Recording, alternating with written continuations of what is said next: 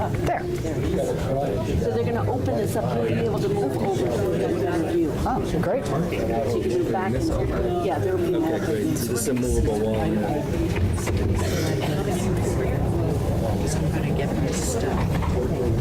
This is quite the crowd.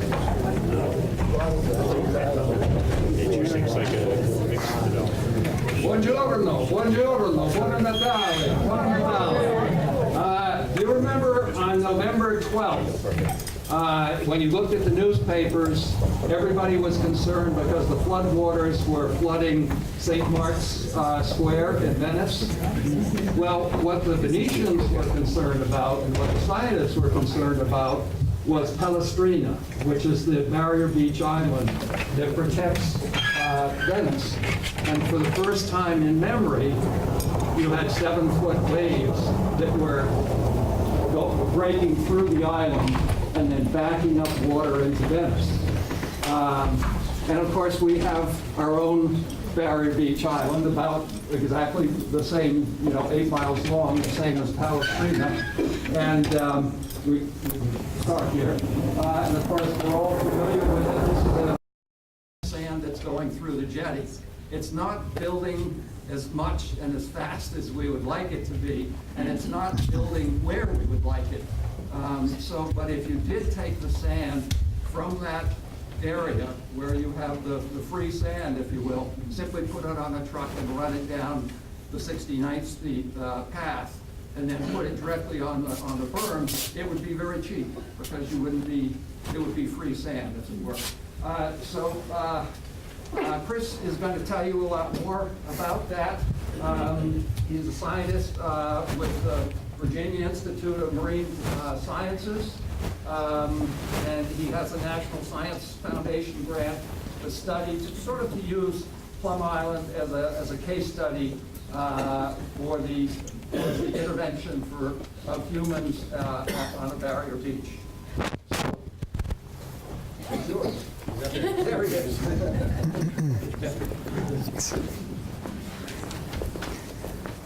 We're doing this, huh? Yeah. Thank you, Bill, and thank you all very much for coming. I know it's a holiday weekend, obviously, and I appreciate you all taking the time out of your celebrations to hear about, well, summertime beach erosion. All right, so I'm going to start out with a bit of a longer view here when we think about this. As mentioned, I'm a geologist, and now I'm at the Virginia Institute of Marine Science. The longer view is not this, but I'll start there anyway. The longer view is that I've been working here since 2005, 2006, when I was at Boston University. So my time working on Plum Island is not new, and it's not a Virginian showing up. It's worse. It's a New Yorker showing up to study Plum Island. All right, so that's going to kind of introduce, or I guess get me into this, and the talk is, yep, I'm going to move this. Another way of looking at this talk is we could ask a simple question. The beach is eroding, Plum Island is eroding, but is it that jetty? Well, maybe, and we'll get back there. We're going to come back there. But I look at it as broader, the river, the sea, and the jetty. It's a very dynamic, complex system. So let's start with a bit of thanks, first of all. So just to recognize, I am up here representing not just myself and my own science, but scientists from across, I think across the East and Gulf Coast.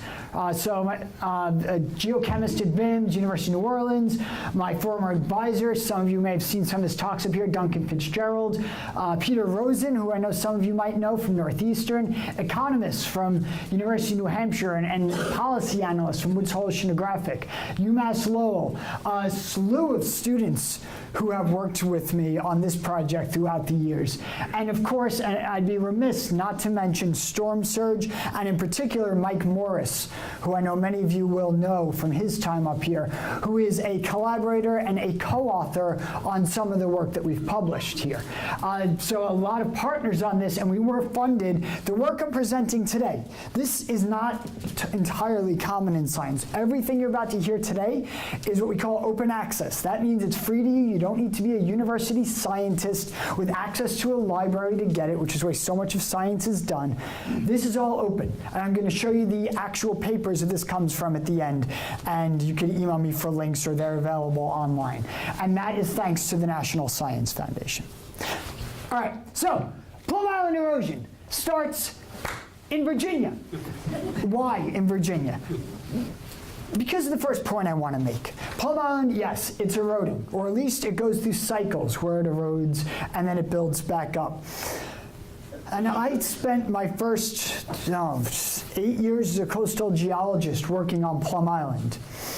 I spent it on these beaches, mostly working on the southern end and the refuge itself, rather than on the northern end. And you know, I'd hear about the erosion and be studying the dunes and how Plum Island formed. I thought, wow, this is what barrier islands are.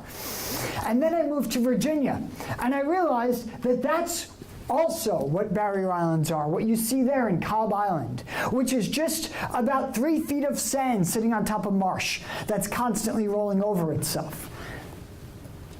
We look at other locations. So this is the Virginia coast, the Delmarva Peninsula. Basically goes from Assateague Island down to the mouth of the Chesapeake. And this is very dynamic and very diverse set of barrier islands.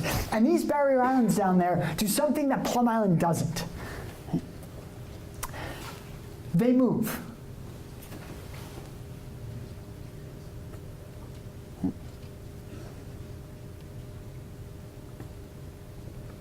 And they move. I'm going to move, get my own computer. Media unstable. QuickTime not available. That's going to be disappointing if we don't have QuickTime on this computer.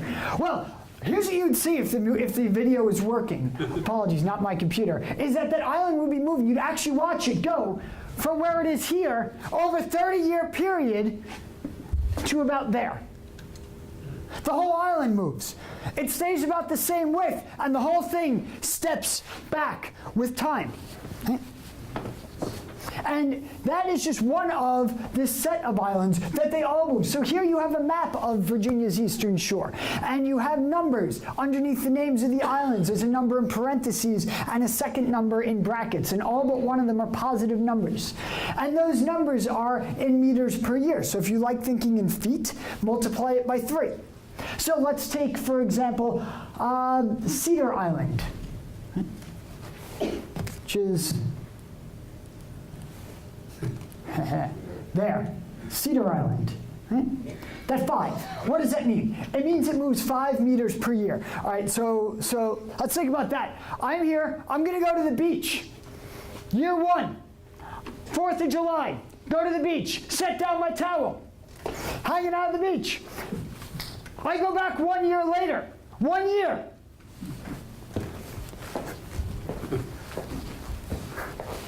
And it has moved to here. And then it does it again the year after that. And again the year after that. Every single year. Those numbers are for the last 150 years it's been doing that. Now, anybody who's spent any time on Plum Island knows it doesn't work that way. That it's not every year. Some years it grows. And then you'll get the big storm. By us, it was Irene, or it was Isabel, or Sandy, where the whole thing moves 10 years worth in one motion. Just for reference, the number in brackets is just the last 30 years. So these have sped up substantially. Now we're talking 30 feet per year, not 15 for that one island. And every one of them is doing it. All right. And this is what happens when you build on one of these islands. This is Hog Island. In yellow, you see the shoreline of Hog Island in 1895. In purple, there's 1967, and it's overlain on imagery from 2016. In red, highlights the town of Broadwater on Hog Island. The lighthouse that sat out there. That lighthouse, picture taken in 1944. That thing is long gone. It's half a mile out to sea, that location. Just to give you a sense of what barrier islands do. That is, over time, they keep their heads above water by storms, wiping out the beach, wiping out the dune, and pushing that sand back towards the land, so that over time, they can keep up as sea level rises. They just march their way closer to land.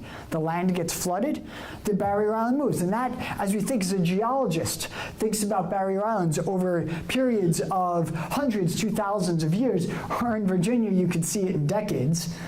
That's what happens. So that brings us here to Plum Island, which doesn't move at all. Plum Island has not small dunes that can be wiped out by a single storm. The beach doesn't get carved up by one storm and moved. The whole island doesn't move underneath the houses that are there. Yes, it erodes, but the whole island doesn't move, and more than that, it hasn't moved in 4,000 years. We're not talking about 15 feet a year. We're talking it hasn't moved in 4,000 years. Right? And the reason is this. The reason is that unlike Virginia, unlike barrier islands throughout much of the world, Plum Island has the Merrimack River, which drains most of New Hampshire, northern Massachusetts, areas that have a lot of sand in them, and it delivers that sand to the beach. And it's been doing that for thousands of years. So our reconstruction, some of our earlier work, looking big scale at Plum Island, we're able to picture Plum Island as it was maybe about 3,000 years ago. No marsh behind it. The Great Marsh didn't exist. There were multiple tidal inlets through the island. The island was lower. There weren't large rolling dunes through it. It was narrower. And it was multiple islands broken up. Right? And we know this through, as shown on the right there, it's my graduate student and I. Perhaps you saw us back out here in 2013, 14, 15, collecting cores out in the marshes and on the island and in some people's backyards with permission. And we were able to reconstruct how the island has changed through time from 3,000 years ago to what we see today, filled in. And why? Because this river has been pumping out sand out through the mouth of the Merrimack River, along the island, and up into the back barrier through the southern inlet, or direct from across Joppa Flats and down the south side across where the park, the turnpike is now. So it's changed quite a bit, but it hasn't moved. Unlike islands throughout the world, this is an example of one that is entirely stable. So that's one of the take-homes here. Plum Island, it erodes, it actually doesn't move. It's an incredibly stable barrier island. That's not to say nothing changes, right? It's not to say nothing changes. We'll get there. And the reason for this is, as I mentioned, sand coming out of the river and along the beach. And how do we know this? How do we know that this happens? All right, so quick pause here. I'm going to be showing you all some data tonight. All right, it's not just pictures. I'm going to bring you through our science as well and show you some of our raw data that we've worked up and show you the results, not just tell you what we know, because I want you to believe yourselves, not me. I'm going to show you what we know. So this next graph, there's a lot going on, and you're going to get it. It's no problem. I promise, there's a lot going on. All right. First of all, forget about everything to the left, all right? So just don't even, we're going to get there later. Just forget about that. Let's just look at this side of it. What this graph shows is along the x-axis, along the bottom, is the distance from the Merrimack River inlet. So from the South Jetty, and that's shown in that vertical dashed line there, the South Jetty line there, right? So this is going to the south. From the jetty along the beach all the way down to Wingersheet Beach. And we've gone, by we, I mean one of my undergraduate students, went and walked the whole beach, it was terrible, and collected samples along the way. Samples from the beach, sample from the dune, sample from the low tide line. And we just ran something as simple as grain size. How big is the sand? It's seems about the same all the way down, but what you realize when you analyze it, that it actually does change. That is, it gets finer. Sand, so on this graph, this is all grain size, shown in different ways. We could use this one on this side. This is millimeters, and this is the average, roughly median grain size in millimeters.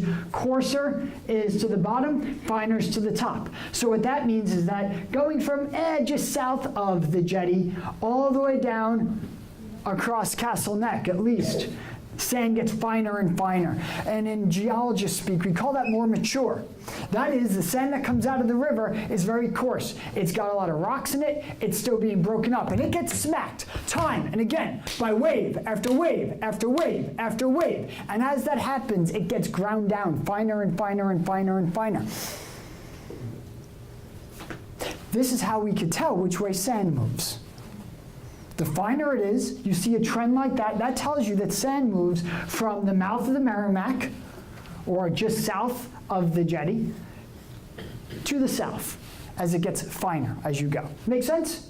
That's it. It doesn't matter, all it says is it doesn't matter if you're in the dune, you're in the mid-beach, or you're at the low tide line, it gets finer. All three of those lines, fine. The same exact way. So this is good evidence for us. And why is that? Here it's nor'easters, of course, the big northeast storms that drive, well, you know, they've called northeast storms. Of course, they move things from the northeast to the south, and here those waves come in at that angle and drive sand gradually to the south along most of the island. Most of it. We'll come back to what's going on the other side in a little bit. Right? And that sand over the millennia has kept this river, this barrier island stable, has helped it grow, has helped those dunes get as large as they are, close those inlets, form the big sandbars that are navigational hazards. Been there, right? It is that sand that is responsible for the stability of Plum Island. You could thank the river, and you could thank the river that once looked like this, the river that had, drains the mountains of New Hampshire, the White Mountains, this large forested lowland area across all of Massachusetts and southern New Hampshire, thick soils. You had abundant forests, sand all through that river, and this river would deliver some mud, a lot of sand out to this is an idealized, this is one of my students drew this, but this is an idealized graph of some island system. You could call that Salisbury and call that Plum Island if you want, but delivered out to the beach and along the beach. And that's what Europeans found when they got here. This island that hadn't moved in thousands of years, with the Merrimack River feeding it with sand. Okay? This is where the story starts to change. And we go from this river beach system, stable for thousands of years, to that. Something to walk you through some of key ones, upstream dams. Obviously, you know the big dams, Lowell, right?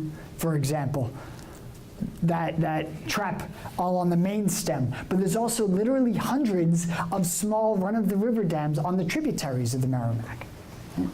And each of those traps water, but also traps sand behind them. Some of them are in fact full. There's also deforestation. Well, what that does is allows for erosion to remove some of the sand and mud, remove the soils, and deliver them to the river.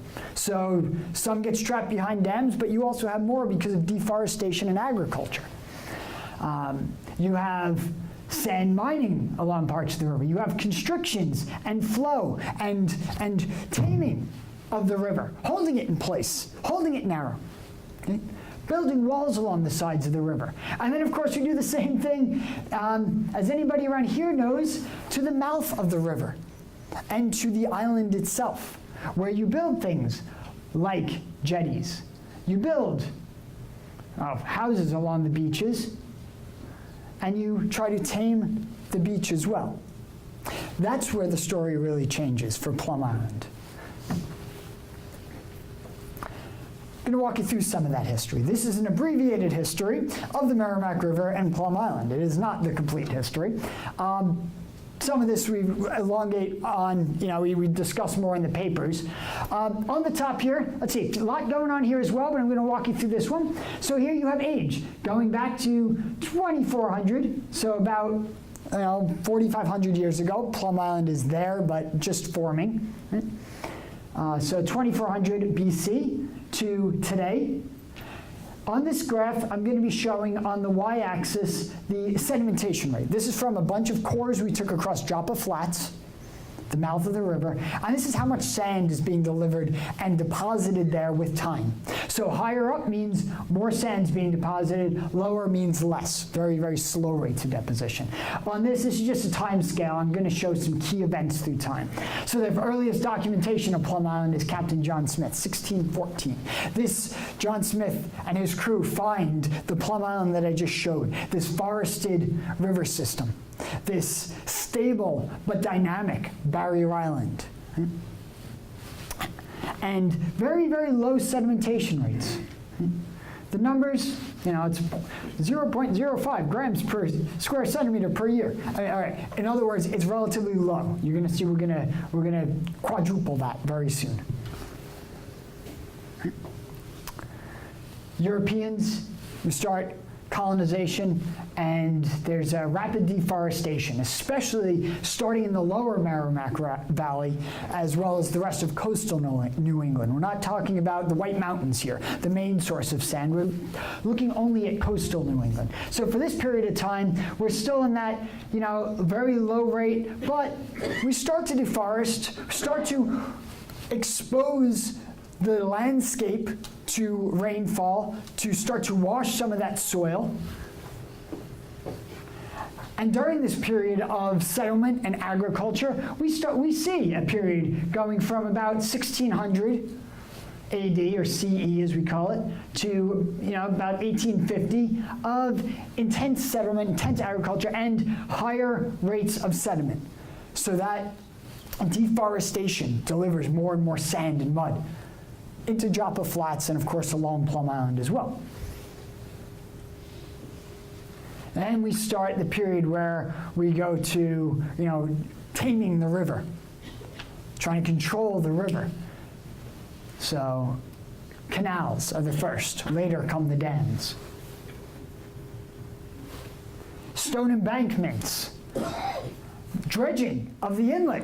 Now we have a navigational hazard because, there's industry growing along the Merrimack River Valley, and you need to have shipping, vessels being able to transit from the coastal Atlantic up the Merrimack River. So we start to see that as well. So now we're changing the river mouth. We finally hit peak logging by about the late 1800s. Which corresponds with a very high rate of sedimentation. So now we have a lot more sand and mud making it to the mouth of the river during this time. As we start to deforest large parts of the Merrimack River Valley. Now we're up in New Hampshire, logging the drainage basin of the Merrimack, allowing all that soil and the sands, everything that was holding it together, that vegetation holding it together is gone, and now it's just flowing into the river. And we see that down here, right in Joppa Flats. You can see the imprint of that. Eventually, though, 1936, there was the U.S. Flood Control Act, followed by a series of Army Corps river control projects, more dams. Right? We're in the Depression era of large projects, large-scale river taming projects, dams, reservoirs, all throughout the river. As well as, of course, we know changes to Lower Plum Island. We'll be getting to that as well. And that corresponds with that first drop. All of a sudden, now we have less sand and mud. So you start with a system that is long-term stable, receiving all of this sand, but still fairly low rates. It goes up, it hits a peak. That peak corresponds with the time when Plum Island becomes developed with people. Seems like there's a lot of sand, and then it starts to drop. It's perhaps a correlation there. The other thing that happened that allowed Plum Island to become stable was the Merrimack River mouth. The Army Corps builds those jetties. Those jetties. Why? Why? Why do that? Well, let's look at the history there now. I'm going to be going through a set of slides here. On the top left, you're going to see an old map. This would be Plum Island in Salisbury. The date of that map is there, and then I've simplified it below it. So all land, the barrier islands, are in brown, and then in yellow are big sandbars.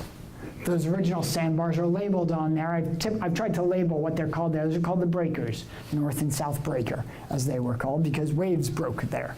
And obviously a navigational hazard. On the right, I have what the river was doing. And what you're going to see here is the river doing what rivers do, what inlets do. That is, they move. They wag. Think of it as a wagging tail of a dog, where you've got that river coming out. It's not just going to go straight out and send sediment. It's going to, you got those waves moving things around, and it migrates like this. And watch what that does to Plum Island through time, before those jetties were installed. 1809. 1826, you'll notice that the inlet has started to migrate to the south. Now, instead of being straight out, it shoots to the south. And you're carving into what is now what I call the east fork of Plum Island, the northern part of Plum Island. It's gone. It used to exist, and it's gone by 1826 as the river migrates to the south. Right? 1830, it's gotten even worse. Right? Now you're really carving in right down through what would later become the basin. That's the river running right through there. Right? Really moving in, eroding now the west side, the western side of Plum Island, what's the west shoreline of the basin. Right? That was formed and eroded in 1830. However, this is not stable. The river's just going, if you look at that, look at how far the water's got to travel, right? It's got to go, it's not just going straight out. Water wants to get, all it knows is gravity. Water wants to get to the ocean as quickly as possible. Well, that's an awfully long way to travel. So what does it do? It breaches. It breaches that inlet. It breaches that large, what's called an ebb tidal delta, formed by the ebb or falling tides, and it goes straight out. And that large bar of sand that had been built up, this bar of sand there,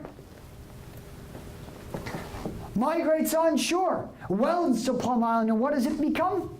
The point, as they call it then. The northeastern, the eastern fork of Plum Island is from that bar, formed in one event. Thing breaches, this bar migrates onshore and welds. And we call it the collapse of the ETD, ebb tidal delta. Right? It migrates onshore and welds. Right? And eventually, by 1883, it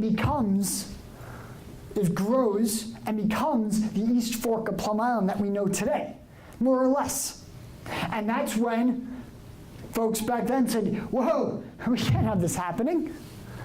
We need known navigation.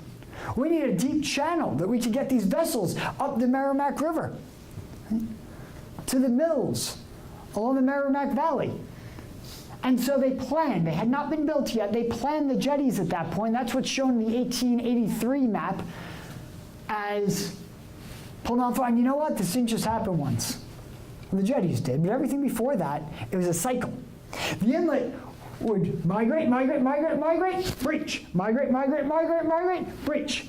Wagging of that river mouth through time would erode Plum Island, wipe out that part of it, and then let it regrow over and over again through time, through history, until those jetties went in. So, one of the questions is always, well, the jetties, are they causing the erosion? Well, maybe, but without them, there is no northeast fork of Plum Island. It would not exist. Right? And history could tell us that. Right? And it's only the stabilization of Plum Island thanks to those jetties that allowed, this is from one of my graduate students, Andy Fallon, this number of houses on the y-axis in time from 1850 to today. Right? You can see the growth of Plum Island, and note when that starts. Right? It's not a coincidence there that starts around the time that the jetties are complete. All of a sudden, the island is stable. It's not being wiped out by the river every 24 years. It can't move anymore. So it's more or less stable.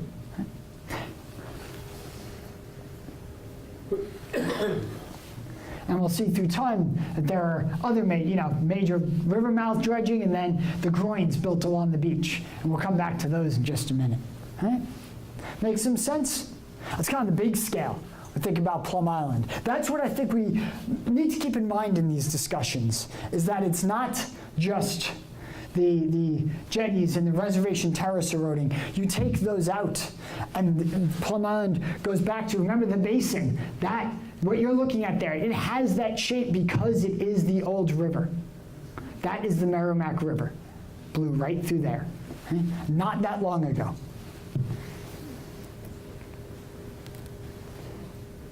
Yeah. Sorry, you can't see that. QuickTime doesn't work. It's always QuickTime. What that shows, though, is that these inlets are supposed to be dynamic. They're supposed to move. And you just could, because you stabilize those jetties, stabilize that inlet mouth with those jetties, does not mean that the whole inlet stops, its dynamism. It doesn't just, no, that's it, I'm done. I'm just going to sit here. It doesn't. There's still going to be dynamics in the system. There's still going to be cycles, and that's what we witness now. So here is a part of Plum Island. You might recognize the Center Island area. This is from, I believe, 2013, I think, this picture. Maybe 2005, doesn't really matter for this, but this, Center Island, Annapolis, Fordham Ways, okay? I'm going to show you some erosion. Right? I think many of you, anybody who's here might remember this from 2008. That's the shoreline in 2008 in yellow. And you'll remember, I remember, some of my first trips up here were some of these houses that went in or were undermined and taken out. But what you'll notice here, if you look at this, there's the shoreline. That's the mid-tide line. If you ever go out and see the rack on the beach, that's what we're mapping there. That's your rack line on the beach, right, through time.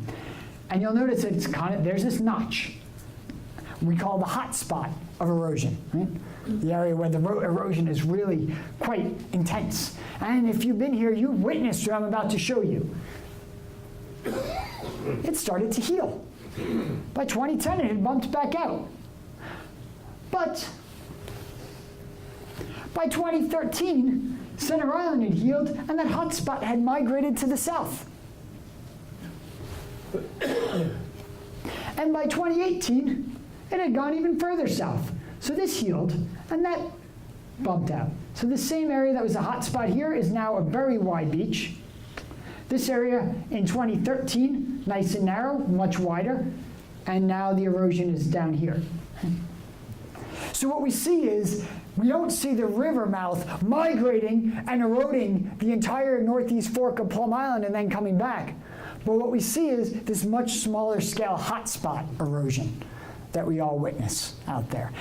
And this isn't, just like the river mouth migrating, that wasn't the first time. Guess what? This wasn't the first time. Anybody with some history on the island knows that this has happened before.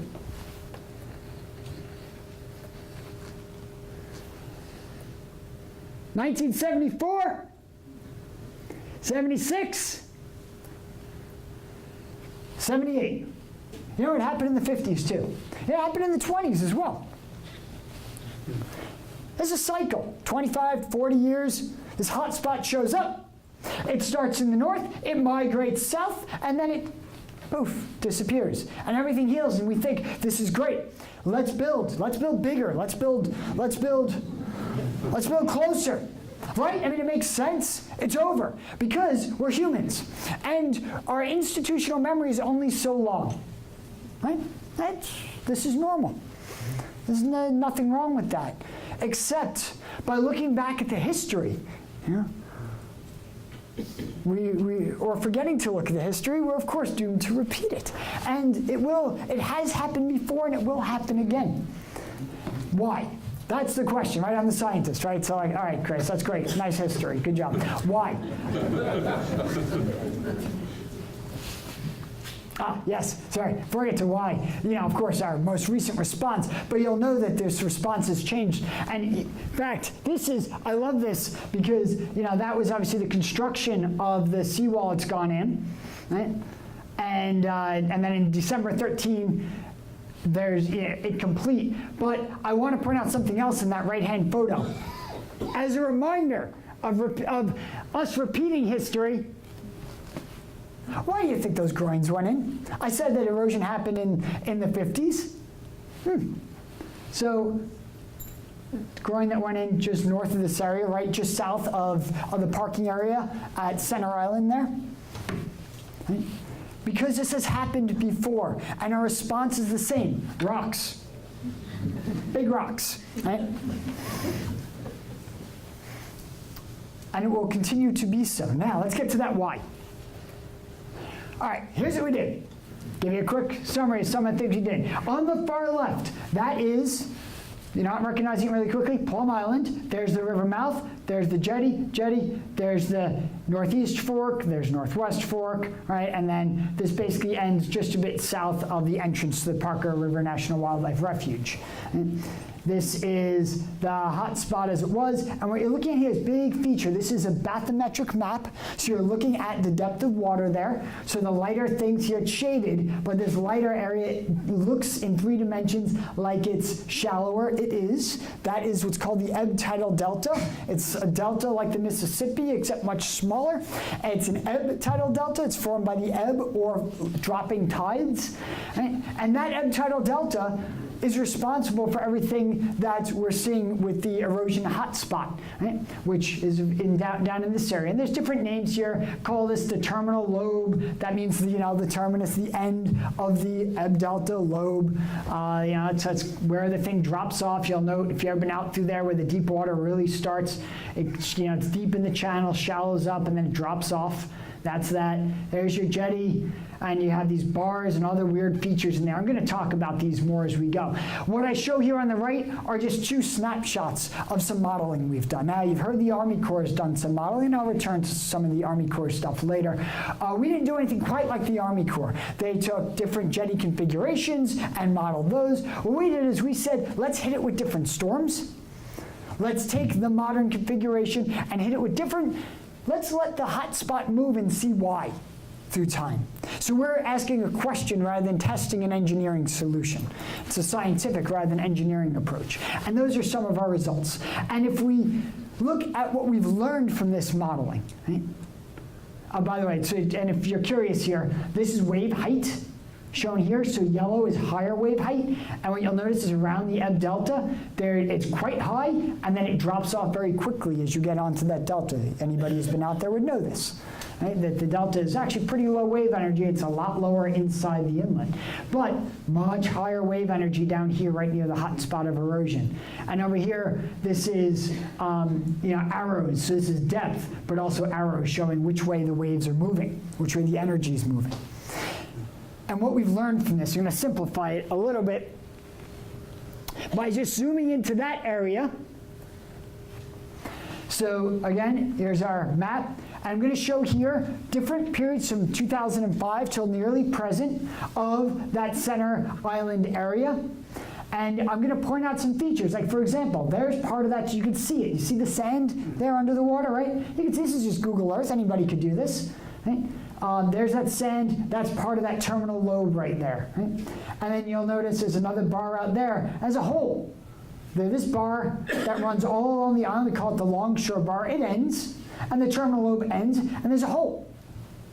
And what we see is, through our modeling efforts, that waves coming in, we ran it with northeast waves, the big storms, that those waves come in, they enter that gap, and they disperse. They go in all directions. So they go through a narrow opening and then come out the other side and move in all directions away from it on the other side. So that single wave comes through, and you'll have that wave move to the north of that area, move to the south of that area. And that is why anybody who spends time in this area recognizes, if you've ever been out in the near shore swimming on the beach, if you're north is, generally on most days, either it's quiet water day and our winds and waves tend to come out of the south, or it's a storm, and if you're in the northern part of the island, they're also coming out of the south, even though your waves might be coming out of the north that day during a nor'easter. That is because those waves come through and diverge. Head to the south, continue to feed the refuge, continue to feed, move sand to the south, continue to feed things to the south, and move to the north. Right? And then there's also some diffraction or fraction along Reservation Terrace, which I'll get to in just a minute. Don't worry, I'm not leaving out Reservation Terrace. Right? All right. Let's walk through time again. So here we are in 2009. Now that gap has moved further south. Right offshore of it is this, or right onshore is the hotspot. What has happened here? So the gap moves a little bit to the south, and what that does is, remember at that point, waves coming in are moving to the north and to the south. So they're moving sand to the north and they're moving sand to the south. What does that mean for that area right there? Yeah, no sand. Yeah, everything's moving away from it. So what do you get? Erosion. Right? You get a hotspot of erosion, as we call it. And that's exactly what happens. So 2009, that hotspot's there. It gets stuck. It gets pinned on that groin along Center Island. And if you watch here, if you watch what's going on with you, remember how that inlet, before those jetties, it would migrate, it would come back, it would migrate. Guess what still happens? It migrates, but not as much, and it all happens offshore of the jetties. The river can't move inside the jetties, but out here, it can migrate to the south, and it still does the same thing. So watch the next set of slides and watch it happen. Inlet migrates to the south. That pushes this whole system, this whole ebb delta to the south. It moves the bar gap to the south, which moves the erosion hotspot to the south. I'm going to go back one.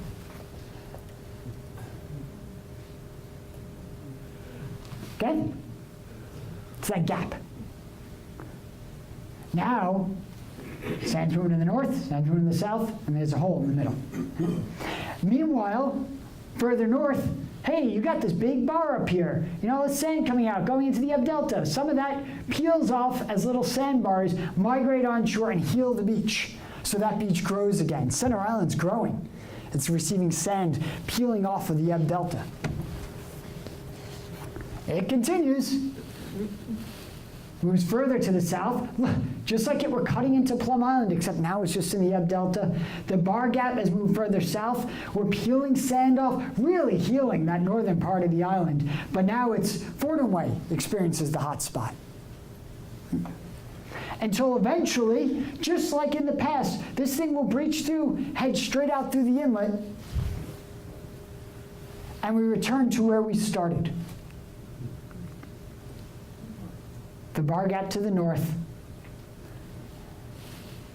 Any remnants of that area get healed with sand, and we start the process all over in another period of maybe 20 years. This has taken about 10, maybe it's another 20, and we start this again. Now the channel has cut a new path, and it's going to start to migrate, shift this down, and the whole thing's going to happen again, and again, and again.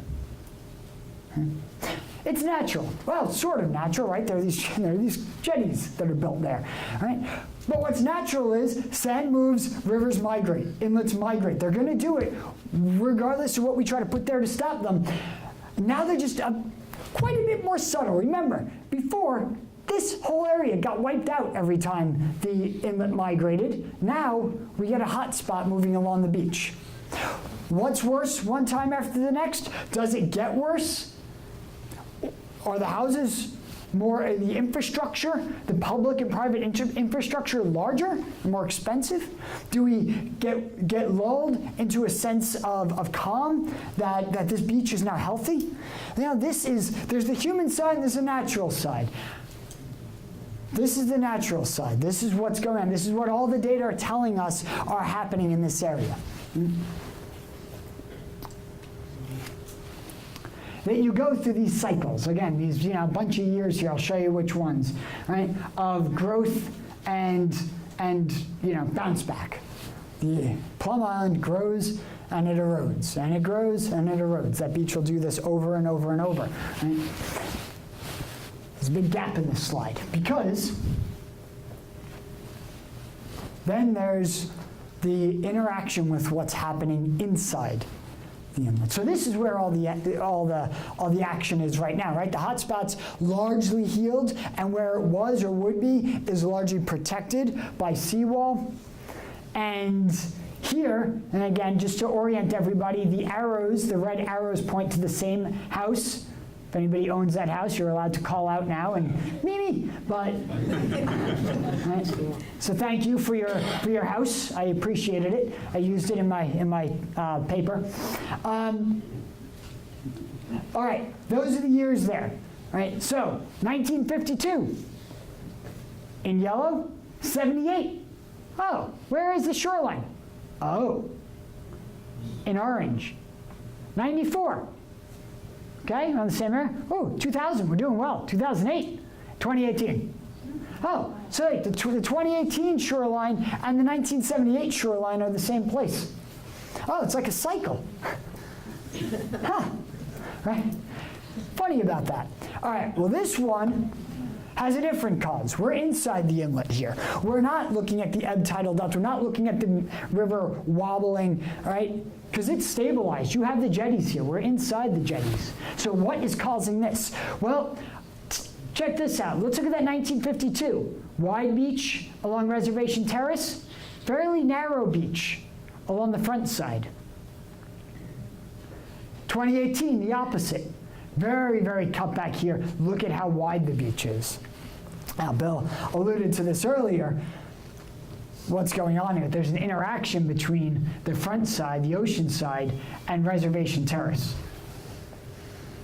And if we look back in time again, from 1950 to 2020 here, or almost to 2020, I'll add a dot next week, then what we see is that there are periods where we don't have good data. There are some, you can look at Google Earth, there's nothing high resolution you can really see really well. So you have to kind of, well, we don't show it, right? We don't try to make up, we're not gonna make up data. We just don't show it as scientists. That's the way I handle that.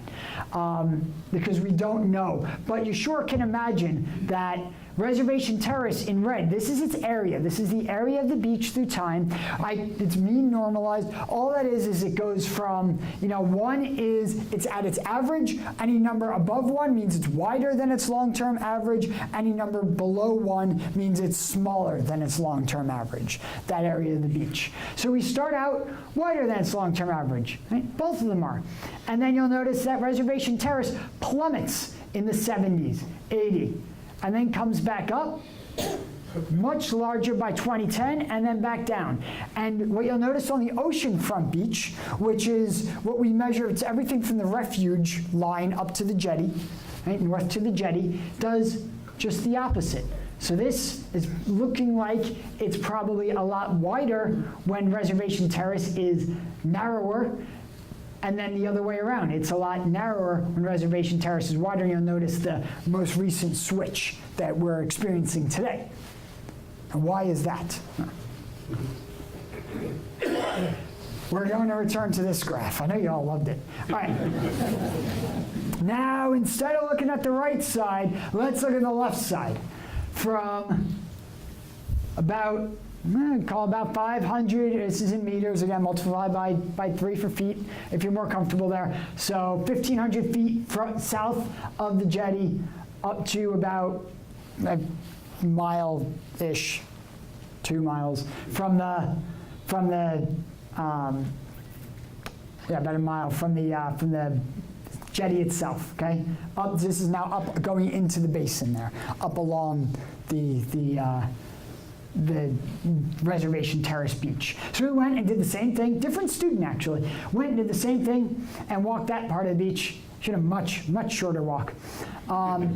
And, you know, it's a lot messier, but what you see is the same thing. The coarsest sands are just south of the jetty, just south. And you could draw a line, and it goes, at least for some of them, certainly for the beach itself, goes up that direction. Certainly for the dune, it goes up that direction. Gets a little bit funky once you get down into the intertidal zone, but generally things fine. It gets finer, which again tells us that our transport is from the jetty in to the west along that beach. That's what we've learned. That's what the sedimentology tells us. Literally hundreds of samples and countless hours in the lab, and says exactly what people have noticed. Sand moves from the jetty in to the west. Okay. And of course, right, this has already been mentioned, right, that this was how it happened. In 2012, before they repaired the jetty, this is largely how it happened. You had sand that moved along the beach, remember, to the north. You're north of the bar gap. You're north of that divergence point, the hotspot point. So sand moves to the north and, oh, nice hole, up and continues its path along. And what we're able to identify here is, this is from 2016 now, post-repair of the jetty. You'll notice that hole is gone, that we have this large bar of sand here, and erosion, the beginning of the very serious erosion along Reservation Terrace. And what we've been able to do with our model, combined with our sampling and statistical analyses, is come up with this map of movement. That is, you start with sand, actually really start with this sand up here. Coming down the river, you start in the White Mountains. Coming down the river, across Joppa Flat, down through the channel, out the mouth, around, over towards, via those bars, migrating onshore from the Untitled Delta, welding to the beach. South of a certain point, it heads south. Refuge folks say thanks. North of that point, it heads to the north. And now gets trapped on the south side of the jetty. When that jetty's in a state of disrepair, or during very, very large storms that can send waves over that jetty, then sand will move up in this direction.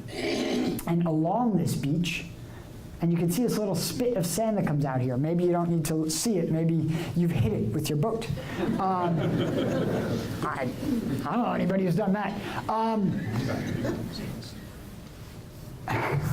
We spent half a tidal cycle there once. Anyway, and there it is. It's little, you can almost see the swirls of sand coming off there. Not quite. That's not what they are, but that's what it looks like. You could picture it. And it's a big swirl, it's a big cycle going in through here. So some of the sand gets swirled off, you know, like cream in a black coffee, right? Being swirled around. Some of it gets caught back up in this and back out and does it again. So there's probably grains that have gone through this several times. Grains of sand moving as a river, flowing by waves, by water, right? Moving around there. And if you shut that off, well, yes. Right?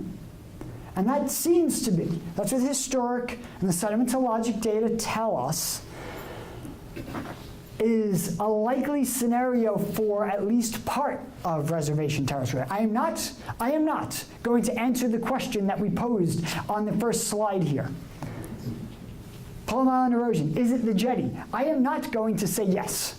Because I think one of the things I've shown you here is that without the jetty, what would Plum Island look like? This would not exist. That would be the river right back there. That harbor would be a river. This would not exist. And of course it would, and then it would be eroded again, and then it would reform, and then and so on and so forth. There's cycles. It's a beach. There's cycles. There's seasons. You go back after a storm, it's eroded and flat, it builds back up in the summer, it gets whacked. This is the longer term cycle. It lasts dozens of years. And this cycle will occur over and over. That does not answer, and I know this, it does not answer the what should be done about it, but hopefully gives some insight into the science of what's causing it through time. So that's my take home. Oh yeah, that's the old shoreline. Just a reminder. So my take-homes here. Plum Island's eroding. You don't need me to tell you that. But only at its northern end. Overall, Plum Island is incredibly stable. Right? In fact, I hold it up academically at conferences and say, I'm going to show you a stable island that doesn't move. People go, what? And not because it's been stabilized, as we've done in many of ours along the coast, but because naturally it's stable. Thank you, Merrimack River, any residents of New Hampshire. Your sacrifice is appreciated, right? Keep your toxins.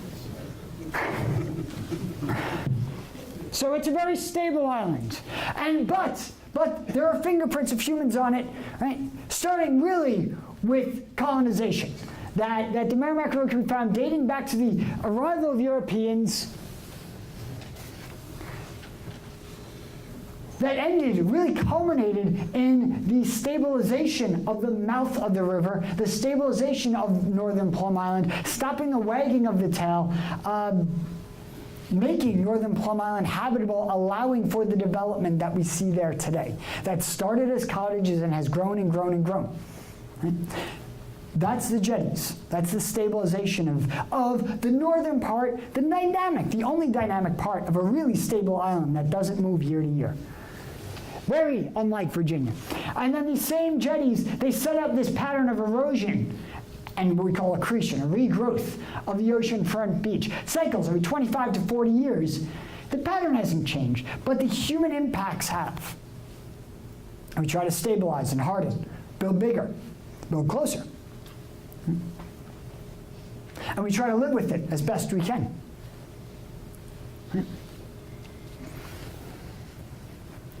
And those same jetties also alter the movement of sand between the oceanfront and Reservation Terrace. Likely, almost definitely exacerbating, but not necessarily fully causing the erosion inside the jetties.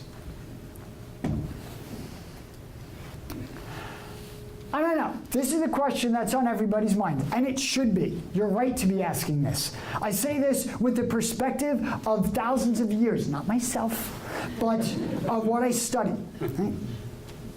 That the future of Plum Island and the island itself, it'll be fine. What's the worst that's going to happen? It's going to migrate landward. That's what islands do. I showed you that in Virginia. Right? The human habitation of the island, the future of people interacting with that island and how we use it. That is not a scientific question, it's an engineering question. And I think it's a societal question. And that's a question that I won't answer for you, but I think you need to answer for me and for each other.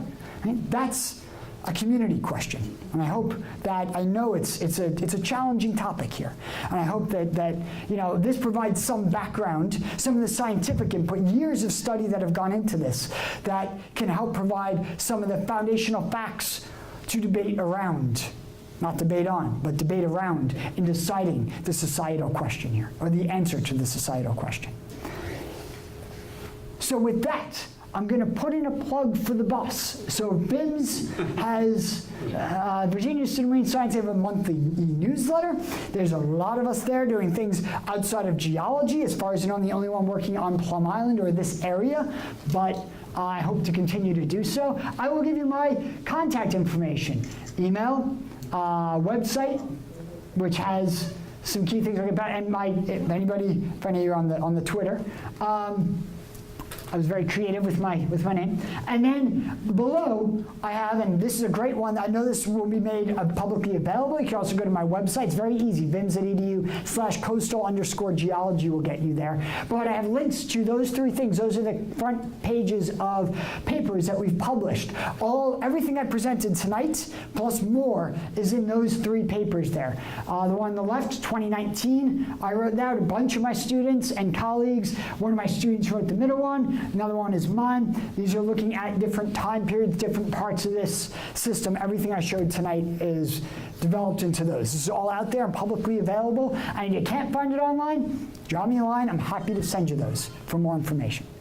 So with that, I'll be happy to take any questions you may have. And thank you very much.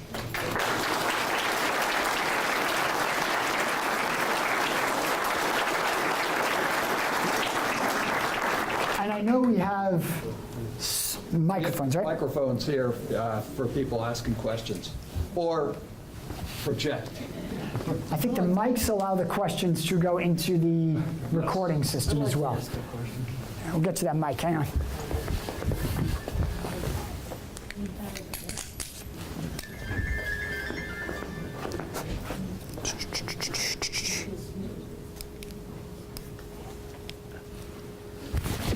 Test, test. Nope. Coming. Test, test. Hey, I live on Reservation Terrace, and what you say, I see happening. I mean, so I do confer with exactly what you're saying. I'll repeat The too. beach in front of my house, which I live south of the jetty, South Jetty, 500 feet, maybe south of it, has grown. And the last few years, the storms, it's usually 2 or 3 storms a year, bring waves in between the jetties, and that's what's taking out that sand in front of northern Reservation Terrace, Yep. in front of those houses. So my question is, you seem to be, you don't have an actual answer. This happened to coincide with the jetty repairs. Yeah. So I guess you're saying you're really not sure if it's a cause of the jetty repairs or we're in that cycle. You seem to be tending more towards that cycle. And So, I kind of yeah. agree with you. I kind Yeah. of agree with you. But my question would be, do you have any idea where we are with that cycle, or in that cycle? Yeah. Because if it's going to be for another 20 years, and it's going to keep going for a while, I tell you, 2 more storms, northern Reservation Terrace is going to be gone. Yeah. So I don't know if I was careful here, right? So I didn't actually I gave this great explanation, I think it was great. I gave this explanation detailing why the hotspot erosion occurs and all the physical processes and what, I did not give an explanation as to why Reservation Terrace erodes and what causes that cycle. Because I don't think the 2 sequences of data are enough. We see it twice. This one absolutely corresponded with the jetty repair. The other one lagged. There was a lag in between them. However, as I think Bill showed earlier as well, you do see now, as the jetty's settled, as it is, you are able to see some sand move up and over. So while It used to be over. yes, and now it's again able during the larger storm events, during the higher tides, some of it is able to get back over, but clearly not enough to resolve the problem. So no, that does not say, and we don't have time to wait for the next cycle to go through before we could come up with it, which is what I would love to do as a scientist, wait for the next cycle. But we don't have time for that if you live there. So I do think that considering that there is a causation, at least to some degree, exacerbation, maybe not sole causation, but a link, a very clear link between the repair of the jetties, to build that up. You can see the sand moving before, you cannot now, you see how it's built out. All of this is in front of our eyes. It doesn't take a geologist to see it. That tells us that there is a link there, and that it might not be a purely natural cycle driving this, that this circular pattern of movement along reservation, because of the waves that come in through the jetties and move that sand to the west, as you observe, that is going to continue to happen. And could it be some, we looked into this, we tried to prove this, in fact, because you know what? Mike Morris, I'll give him a lot of credit. He's the one who convinced me. He's like, nah, I really think it's coming over. And Bill, look at these great photos. I was like, oh, come on, the jetties. And I tried to prove him wrong. I tried, now it's probably the river migrating, meandering, something else going on. They were, at least for this last one, they're right. And at least that's what our data show, that is absolutely right. And so I could not find another cyclical mechanism, something natural about what the river's doing or what's going on in there, some other dynamic that's driving that. And therefore, unfortunately, I apologize, but we don't have an answer to that question outside of what's happening at the jetties, which I imagine is going to be your thought. Yeah, I was just going to mention, do you remember what happened in 1978? I don't know if you were up here. we had a blizzard.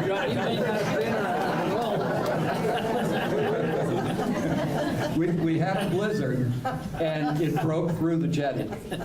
And you had exactly the same cycle that we're seeing now. Yeah. The sand started going through, and actually we're getting, the Woods Hole study said that there's about 30,000 cubic yards of sand that's going from the center of the island north. And we're getting about 24,000. The last time I measured it, we were getting 24,000 cubic yards going through the jetty. So we're basically, we're getting that natural flow now back. And yet, is it still eroding? Well, that beach is both eroding and growing. And growing elsewhere. At the same time. And because the waves are diffracting, the sand is going to the sides. Yep. Not to, it's the same gap. So you're pushing it to the west. Yep. You haven't filled the gap yet. You almost have to, yeah. Yeah. You need it's And traffic. It's traffic pattern. Where right now the traffic's moving. You need an accident up front to slow the sand movement behind it and fill in the gap. Yeah. Yeah. And I guess the question that we would all like to know is how long is that going to take before it starts? I mean, we're seeing it growing. Yeah. We could do a probably. I'm not going to stand up here and try to do math on this, but we could probably do a back of the envelope calculation and try to estimate that based on those. If we look at historic data and try to come up with that, so that would be a good follow-on for us to, pull a mic and get together and play with some maps and numbers. That would be a fun thing to do and to try to at least estimate it. But I would not. You're never going to hear me in a courtroom say that's when it's going to be, right? I mean, it's an estimate. There will be that great scientific tradition and over the beer conversation. Absolutely. It's the only way. Yeah. Thank you. Your photos showed the beachfront in 20 through 2018. All that changed between 2018 and 2019. Yeah. What also happened about a year ago, a year and a half ago, is that more stone was added to the beach. It was added between the groins that had been placed, like in the 60s, which were perpendicular to the shore, and what you call the seawall, which was armoring the dunes. Before that time, sand had migrated between the two. Backhoes were out there filling the gap, and the sand now to the south of the center groin has stayed there and filled in those beaches, and the erosion north of those groins over the last year it has been terrific. I mean, incredible erosion over that past year. So my question to you is, I would like you to say something about the effect of the groins on the movement of sand. We talked about jetties and dunes, but how about the groins? Yeah, the way we thought about the groins, yeah, you're right, I didn't really mention them much. The way we think about the groins is they seem to be roadblocks for the hotspot, that it almost gets, the groin ends up hanging up the hotspot. Does it again? So there's probably grains that have gone through this several times. Grains of sand moving as a river, flowing by waves, by water. Moving around there. And if you shut that off, well, yes. Right? And that seems to be, that's what the historic and the sedimentologic data tell us, is a likely scenario for at least part of Reservation Terrace. I am not going to answer the question that we posed on the first slide here. Plum Island erosion, is it the jetty? I am not going to say yes. Because I think one of the things I've shown you here is that without the jetty, what would Plum Island look like? This would not exist. That would be the river right back there. That harbor would be a river. This would not exist. And of course it would, and then it would be eroded again, and then it would reform, and then and so on and so forth. There's cycles. It's a beach. There's cycles. There's seasons.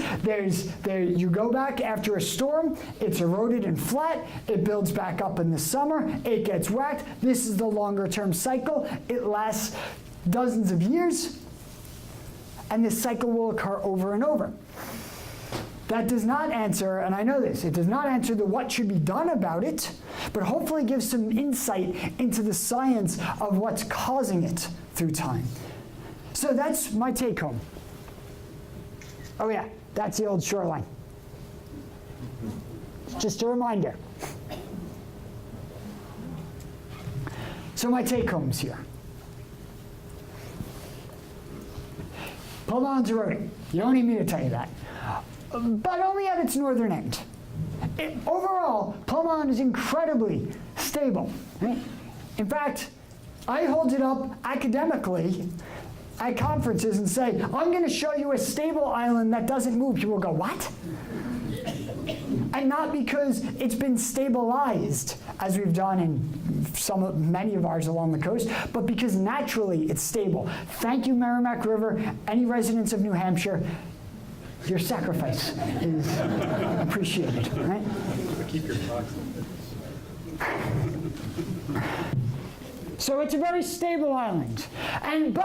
But there are fingerprints of humans on it, right? Starting really with colonization. That the Merrimack River can be found dating back to the arrival of Europeans that really culminated in the stabilization of the mouth of the river, the stabilization of northern Plum Island, stopping the wagging of the tail, making northern Plum Island habitable, allowing for the development that we see there today. That started as cottages and has grown and grown and grown. Right? That's the jetties. That's the stabilization of the northern part, the only dynamic part of a really stable island that doesn't move year to year. Very unlike Virginia. And then these same jetties, they set up this pattern of erosion and what we call accretion, a regrowth of the oceanfront beach. Cycles every 25 to 40 years. The pattern hasn't changed, but the human impacts have. And we try to stabilize and harden, build bigger, build closer. And we try to live with it as best we can.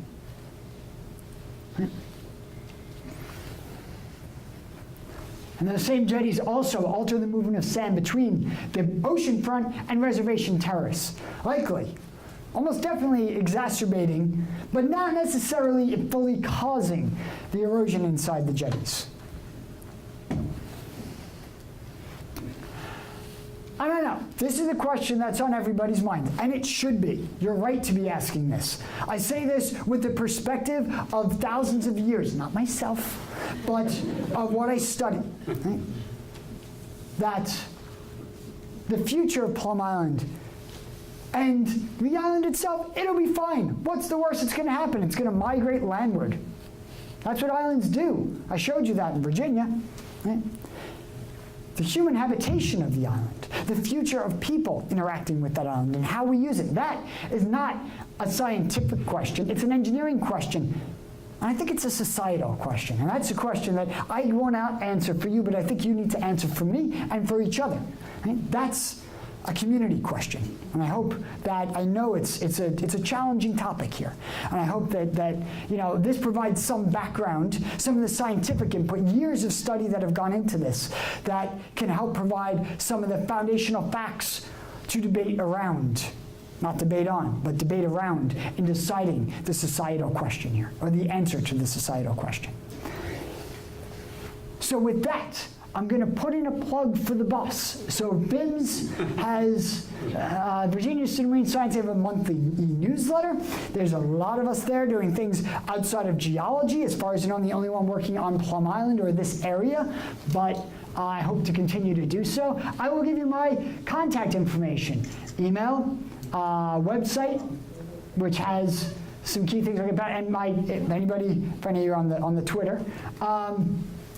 I was very creative with my name. And then below I have, and this is a great one, I know this will be made publicly available. You can also go to my website. It's very easy. vims.edu/coastal_geology will get you there. But I have links to those three things. Those are the front pages of papers that we've published. Everything I presented tonight, plus more, is in those three papers there. The one on the left, 2019, I wrote that. A bunch of my students and colleagues. One of my students wrote the middle one. another one is mine. These are looking at different time periods, different parts of this system. Everything I showed tonight is developed into those. This is all out there and publicly available, and you can't find it online, drop me a line. I'm happy to send you those for more information. So with that, I'll be happy to take any questions you may have, and thank you very much.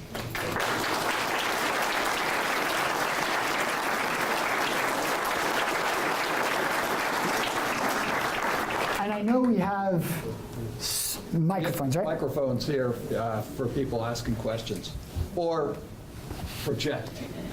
I think the mics allow the questions to go into the recording system as well. We'll get to that mic, hang on.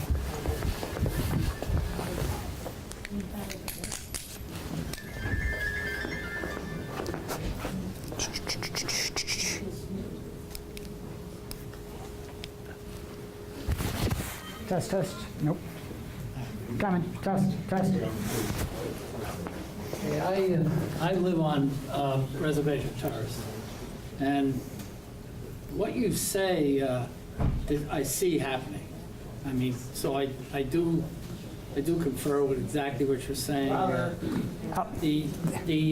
repeat The too. beach in front of my house, which I live south of the jetty, South Jetty, 500 feet, maybe south of it, has grown.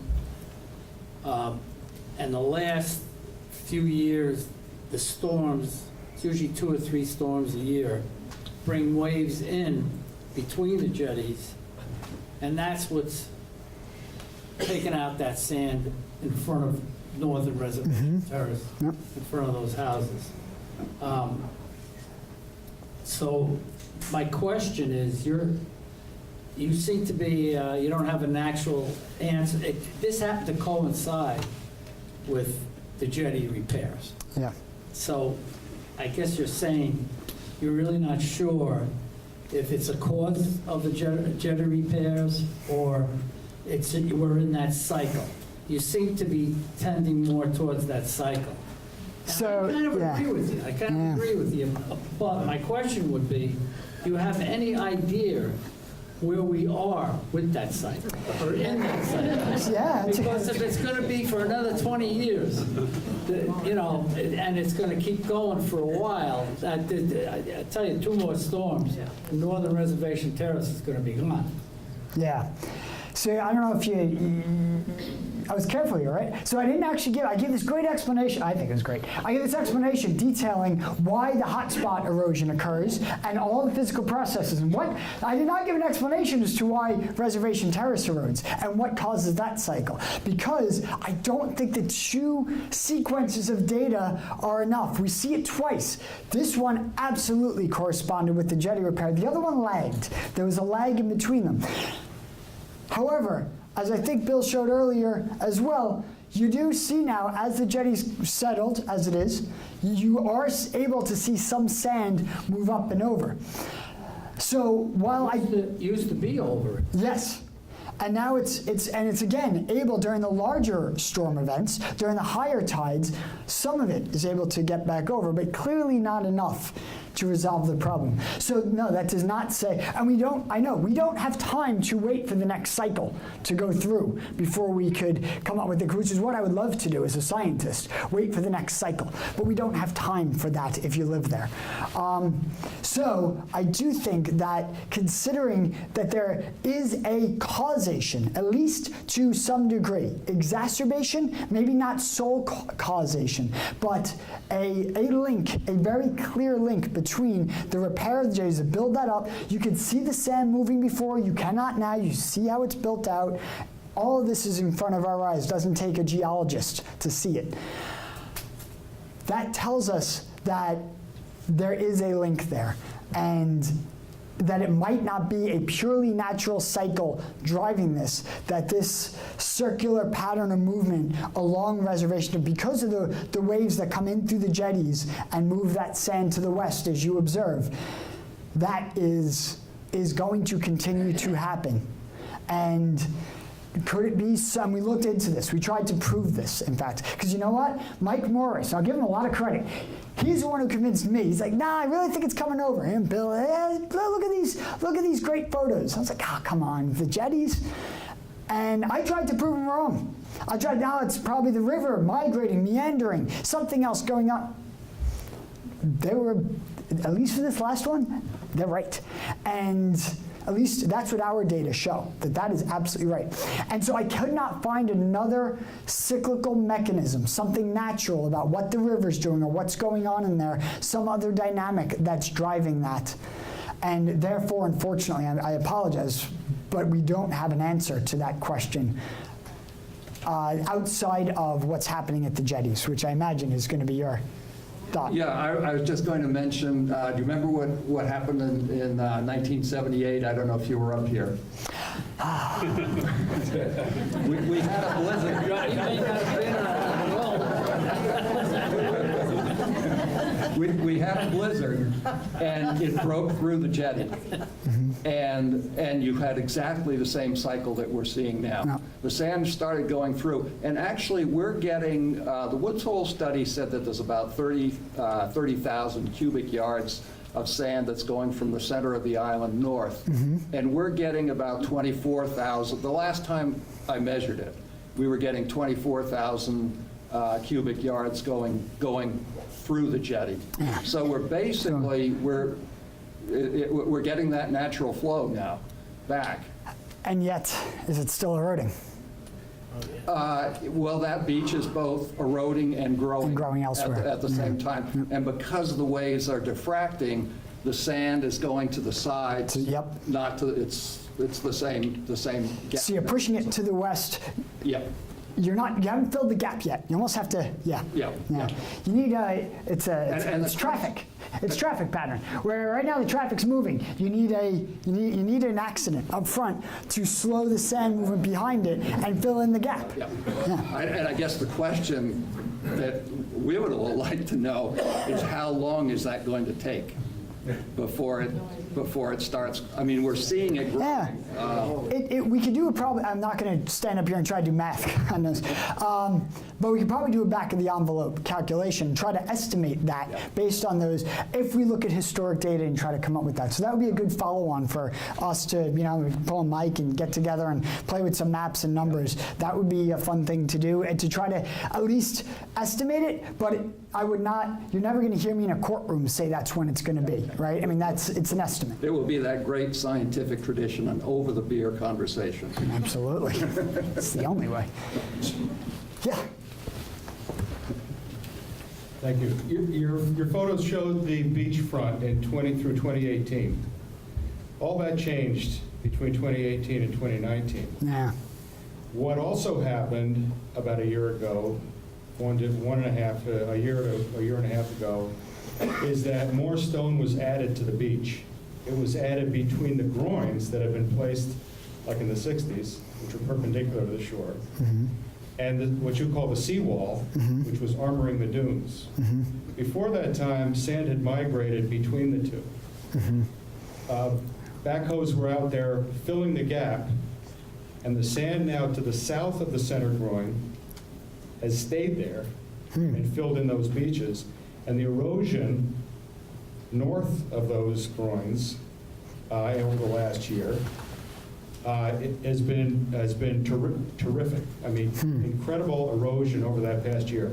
So my question to you is, I would like you to say something about the effect of the groins on the movement of sand. We talked about jetties and dunes, but how about the groins? Yeah, the way we thought about the groins, yeah, you're right, I didn't really mention them much. The way we think about the groins is they seem to be roadblocks for the hotspot, that it almost gets, the groin ends up hanging up the hotspot such that you get this very bad erosion, because it's, when you've got the bar gap offshore, and the sand and the waves coming in, you always will get the development, the sand being piled up on one side and the deeper erosion on the north side. Because as sand moves from south to north along that part of the beach, it gets trapped behind those groins. So it seems like it gets, we call it hung up. It looks like as it's migrating south, it gets stuck until it could jump to the next one during the southerly migration period of it.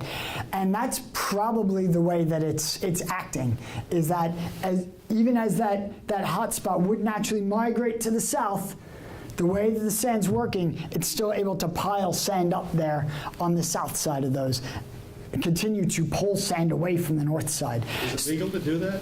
The groins? I don't know. Don't know. I stopped following Massachusetts case law a long time ago. Yep. So, yeah. And get that.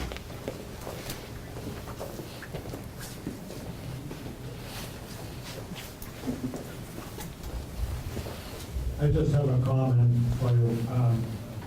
About a year ago, the Army Corps of Engineers asked their research center, which I believe was in Mississippi, to investigate whether the coastal, whether the erosion Reservation Terrace was caused by the repair of the South Jetty.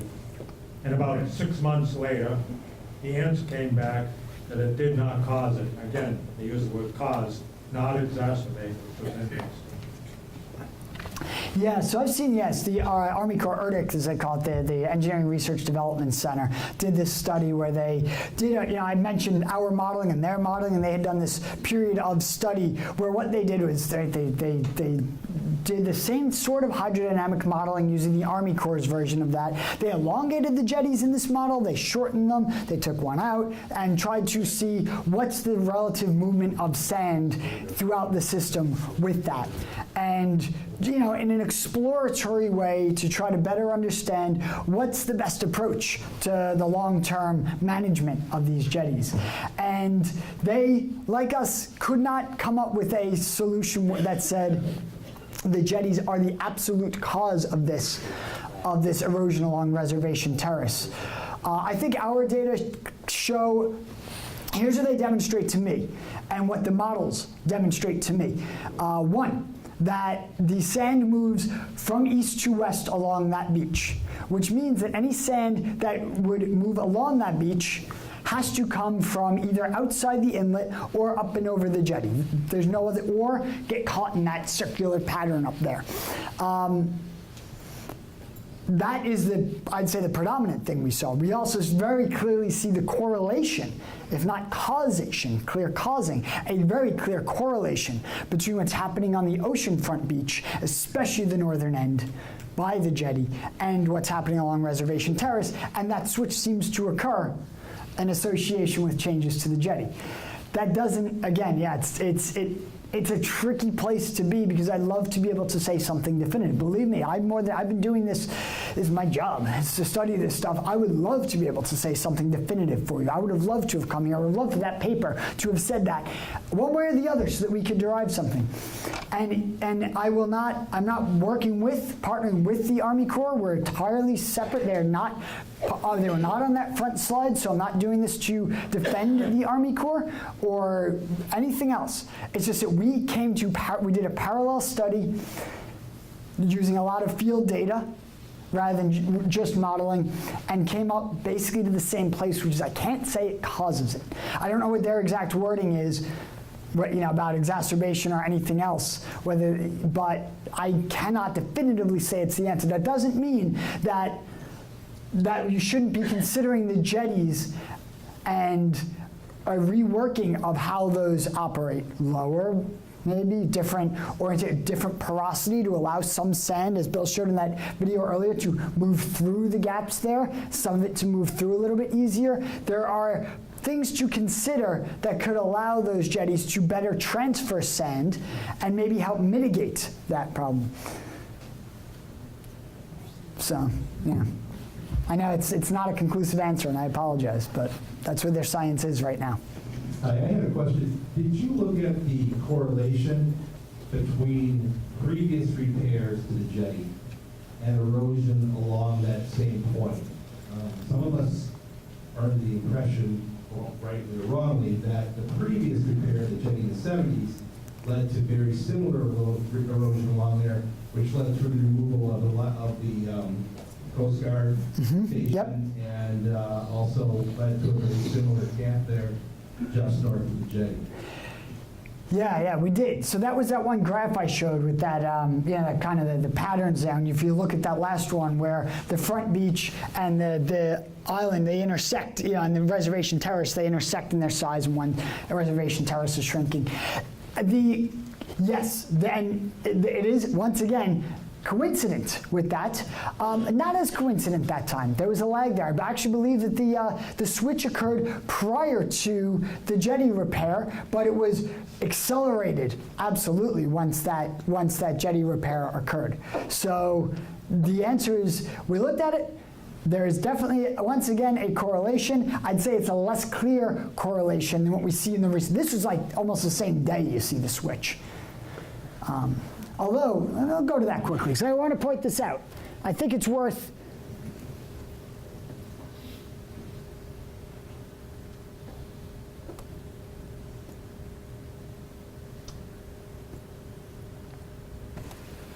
What year were the jetties repaired? In the 1970, and then broke through in 78. And recently?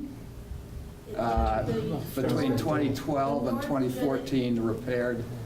So and again, it post dates the switch in both cases. And let's look at this one. 2012, let's go. The North Jetty was finished in June of 14. Okay, The other one was finished in the... earlier, right? Earlier. The south was finished first. I live directly out from the south, and I watched it. And I just moved there.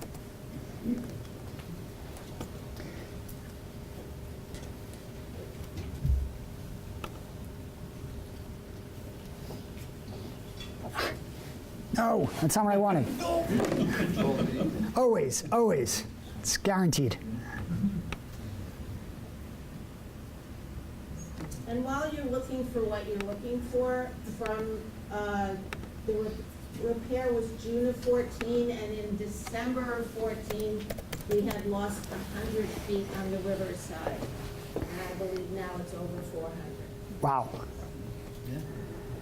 So that's about 2011, 2012, roughly. And you'll notice the switch seems to have occurred by that time already. You're already you're already starting the downward slide a little bit along Reservation Terrace, which is one of the things, I believe, again, I've gone through this and studied this over and over and said, no, it's gotta be. It makes sense that and yet it seems to predate and then get worse after.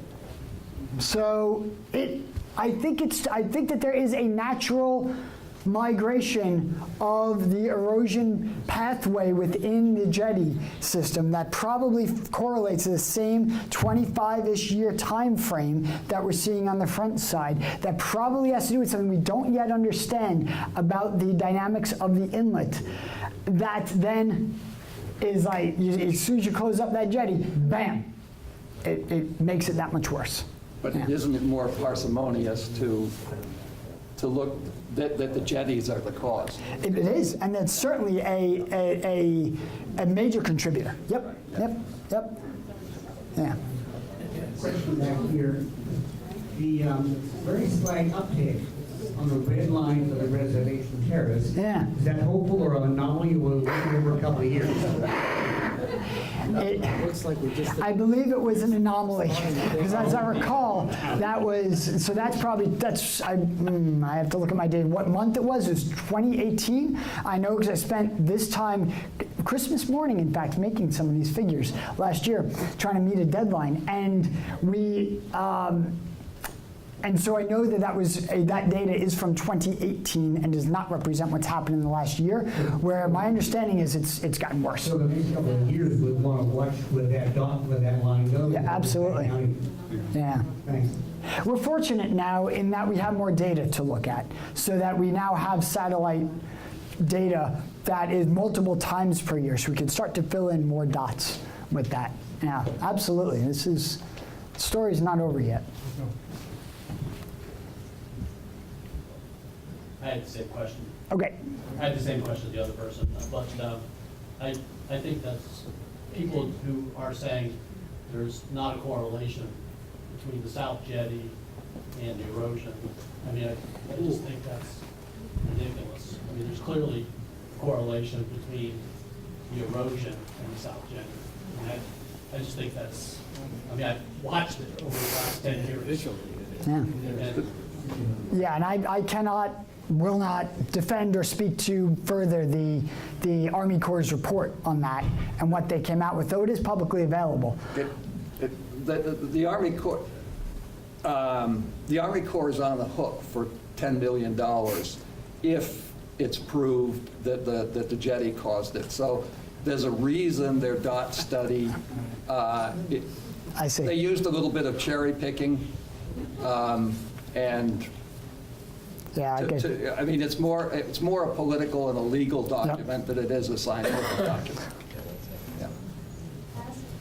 Have you done any modeling at all which would include what would happen with any of the dam removal at any of the tributaries or actually the river? Like, how would that impact the sedimentology of the river? I shall give you the address of the National Science Foundation, to whom I have applied multiple times for grants to do just that, in fact. We seriously, I'm not kidding. We have actually literally applied with the same group of people who've gone back twice, and they've been like, that's a great idea. No. And this is, this is, if you want to, this is funded by the National Science Foundation on one project. There's a 10% chance of any one project that we propose being funded, right? That was one that we proposed twice, and apparently 0% chance of those two times. But that's on me as a scientist, and we're going to probably try to go back on that. But that's one of the things you want to see, and what happens if there's a big pulse. Let's say we take out 2 of the big dams at once, boom, and we let all the sand come down. How much does that fill up the area? How much does the beach grow? How many years of sand are trapped behind those dams?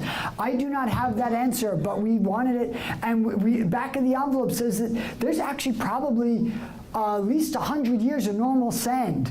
That was our back of the envelope for the proposal. We didn't actually get to go out and map and measure, but at least 100 years worth of normal sand behind those. Wow. Wow. So that would be a fantastic thing to look at. And we know, so there's a spot out on the West Coast in Oregon where they have done just this. There's been a large-scale dam removal. The beach has grown by hundreds of yards, almost overnight. There's a whole new beach area, a little delta has formed. It is beautiful. It's now bird nesting. It's this very wide beach. Why one dam? Now, of course, that's a much steeper river with a lot more sand in it. Right? But that's the same kind of thing that is now being considered very seriously, as so many of the dams along at least East Coast and New England rivers are filled. There is so much sand and mud trapped behind them that water just flows over, and they're not serving much of that purpose anymore. They're very shallow back there. So we'd love to see what that is. And there are questions, of course, about, so not to make it sound like sediment's all good. Let's be clear about sediment for a minute here. What are those dams associated with? Mills, industry. So think about what's in that sediment for a moment here as well. So that's one of the other considerations we wanted to, from a geochemical perspective. So yeah, it's a great question, because it's kind of the next step to this thought. Right now, we're working with whatever comes out of that river every year, and some of what's dredged out, right? And that's what we have to work with, and yet it's a big river system. So, yeah, good question. So we have one up front. I don't know where the mic is. Yeah, I know, but I need the. I'm trying to get you front out. I'm trying to get you a mic. I can talk loud. Make it easy for yourself and everybody else. Here we go. Yeah. My name's Norman Tully, and I've lived on the Plum Island for about 42 years. Wow. I'm on 64th Street. Hear me? You hear me now? Okay. Hold it straight out. More advice. Good? No? Come on up to the front. Come on up here. Let's go. Bring them on up.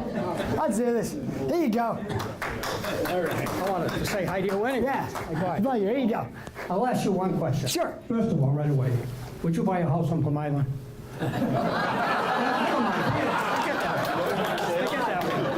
No, My wife's in the audience. No, presentation like this probably 4 or 5 years ago, I guess, wasn't it, maybe 6? Yeah. And they Probably said there's Mike. a lot of sand out front. So a couple of islands set up out front, and he says, maybe within a couple of years, it'll be here, it's coming in. I said, well, I can hardly wait. That's not how I said it, a little bit different, but I said, I hardly wait, anyways. But I go to Florida in the wintertime. I should be there now, but I'm not. I stayed here for you. Wow. But No pressure. there would be no Florida because there's a lot of beach erosion down there, and they refurbish the beach. Yeah.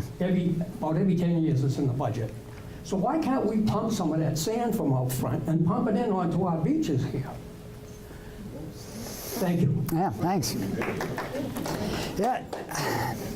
So, on that last question there, the engineering and societal question, I think that's exactly it. That's one of the examples of where we can, sand is like many other things, like the oil that's, down the line, in part causing some of this, right? It's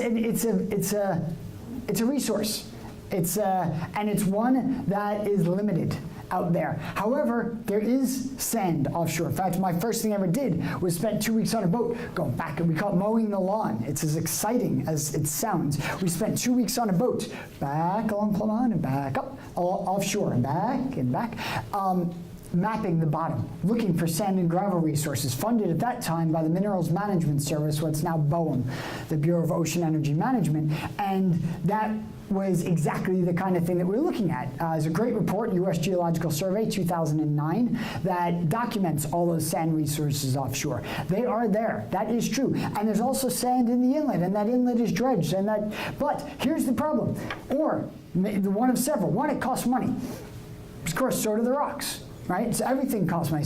Societal question. Who's paying for it? Whose resource is it? Who's willing to pay? Am I, as a federal taxpayer in Virginia, willing to pay? Do we all not pay to some degree for some federal projects throughout the country? We do, in fact. Should somebody on the Cape pay through their state dollars, their Commonwealth dollars, right? These are societal questions, not scientific questions. The other problem, though, is that's great. This year we're going to go, we will take that sand, we'll move it onshore. And then next time we need to do it, it's deeper. Now we need more pipe. So it's a little more expensive to do it the next time. Fine, not so much. 5 years later. And I guess it comes back to your first question. Would I buy a home on Plum Island or any barrier island? Right now, I know you would, but I think it's a serious question and a fair one to ask a coastal scientist, a coastal geologist as myself. And the answer is, I love me. I grew up on Long Island, hence the accent, and we would go to Robert Moses Beach, Jones Beach, Fire Island beaches every summer, spend a ton of time there. Loved it. And I've been to the Fire Island communities and see the challenges there, and frankly, I feel like I have enough worries in my life that erosion is not one that I personally want. And that's more the thing. So I think long term, there's different time scales. I talk about 4,000 years. I talk about 100 years. I talk about 25-year cycles. And I think that's maybe what we need to be doing, this discussion should be, is not 1,000 years. And even though everything you hear in the news about what's sea level going to be in 2100, what's sea level going to be in 2030? It used to be 2020 we could talk about now. What's sea level going to be in 2030? And eventually, Plum Island, because sea level is rising and is rising faster than it was 4,000 years ago when it formed, or even 150 years ago when it was the first development began, well, eventually it will shift. That is in the future. It's not in the 10-year future. It is not. Plum Island will be here looking almost exactly like it does 10 years from now, right? No matter what, almost. But sea levels are rising ever faster.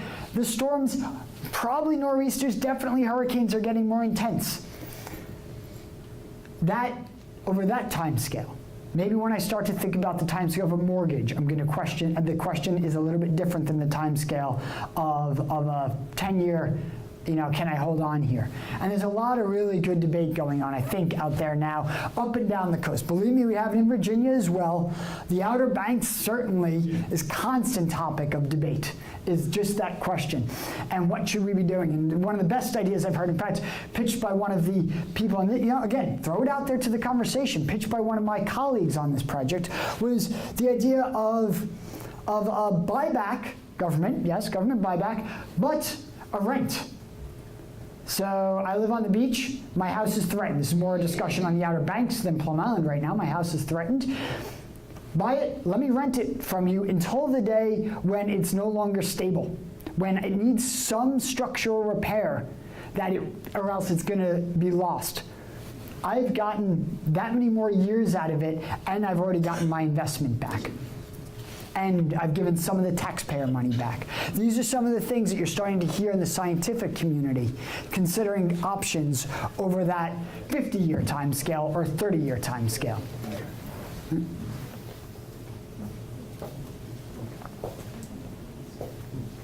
Testing, is it working? You're good. It's a scientific question about modeling. When I looked at the Army feasibility studies on the Jetty, they all go out 6 months. Not sure why. Your modeling goes out 20, 25 years. What's different? And the second part of it is it good enough to predict any one of those 25-year cycles that you put up with data on the board? Yeah, models. Right. Those of us who go out and collect sand for a living always joke about the models get garbage in and garbage out if you're not collecting good data out there. And what's the time period you want? It's a great question. The way we run our models is not actually it's not a model that changes the morphology. It's not something that changes what the island looks like. It's shaped through time.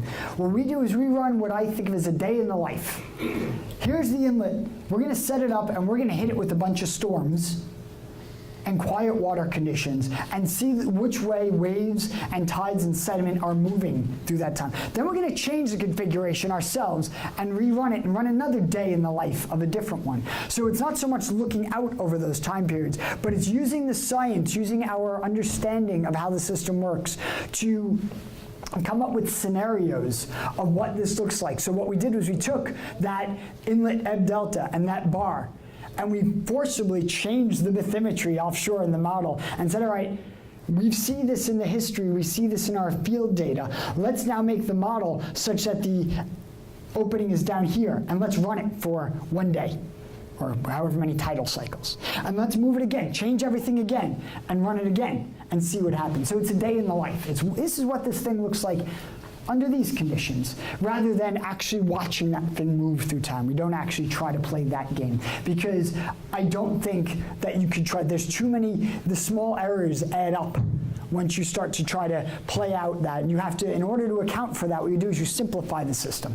You make it, Plum Island, next thing you know, it looks like a rectangle, as you simplify these boxes to make it so that you don't have errors that run away. So this is our approach, which I think allows us to test our hypothesis, to test the idea that it's this gap and the ebb delta growth that we see, and show, yep, this is where this is where it's moving, yep, and do it that way. So that's why I'd say I have very high confidence in our models for that purpose, but I don't use them as a predictive tool for that reason. Okay, thank you. Yeah. Yes. I think, Mr. Sargent, you said that before the jetties were repaired, it allowed sand to get through the old jetty, which allowed replenishment of sand in the mouth of the river, correct? Right, yeah. But why, when they built the jetty, don't they have designs that allow sand to purposely go through them, and they control by whatever mechanism to allow sand to get shut off? It was. Yeah, so the question there was about designs for the jetty. It was directed to Bill Sargent, not to me, but it's about designs of the jetty that could better allow sand to move through that jetty, and whether those were considered or are being considered at all. And Bill, I'll let you take that, because I don't know the answer to that. Should I go up? My understanding on that was that it was a matter of time. And if it would take them, it would have taken them a couple. The Army Corps of Engineers has often been described as a slow-moving dinosaur, and I think we've seen that. If they change the design on that, it would have taken several more years. So they simply used the design that they had off the shelf. But you're right, they should have designed a weir jetty. What we have now basically is a weir jetty because it is settled enough. It's settled about 3 feet. So that area, that 50-foot area, is now below what the jetty was before it was rebuilt. So you're getting virtually all the sand is now going through there.